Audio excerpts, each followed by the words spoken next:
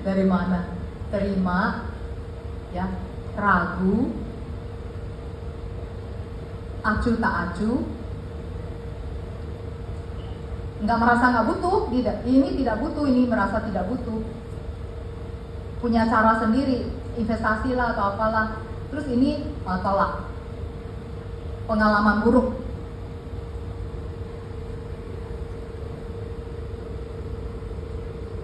Teman-teman harus punya peta ini, ya. Jadi kalau teman-teman ngalamin yang ini, ya, obatnya adalah empati ini. Habis empati, baru nanti kita geser timbulkan kebutuhan. Habis itu baru dia akan jadi ragu-ragu. Habis itu nanti jadi terima. Kalau yang udah oke, terima, itu kan trial closing dong, pasti ya, trial closing ya. Ada juga kliennya udah oke, tapi agentnya yang ya udah lu pikir-pikir aja dulu, habis itu nggak di follow up. Ada juga nggak ya kayak gitu?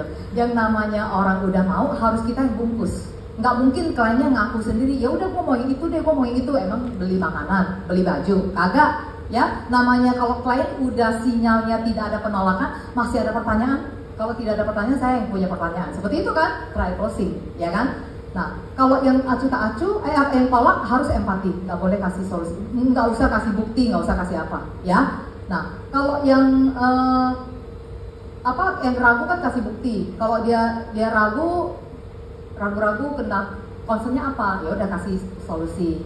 Kalau dia ragunya ini perusahaan tuh aman nggak gitu, kasih bukti. Udah klaim banyak loh gitu. Kalau dia misalnya kinerjanya gimana, udah kasih bukti. Ini kan ragu kan kasih bukti, ya kan? Kalau acu tak acu itu yang tidak butuh, kita timbulkan kebutuhan ini. Makanya kalau yang timbulkan kebutuhan ini harus punya selling idea yang banyak. Warisan contoh, orang itu kalau enggak kita yang kasih idea, dia nggak merasa butuh. Terus kita kasih idea, itu ada ide namanya estate planning loh. Kalau kamu nggak rencanakan dengan baik, anak kamu nggak terima uang secara optimal. Tapi orang-orang yang bisa kayaknya lama banget turun temurun itu karena mereka melakukan estate planning, karena mereka merencanakan perencanaan warisan yang baik. Dan perencanaan warisan itu harus dilakukan pada saat kita masih hidup, gitu loh.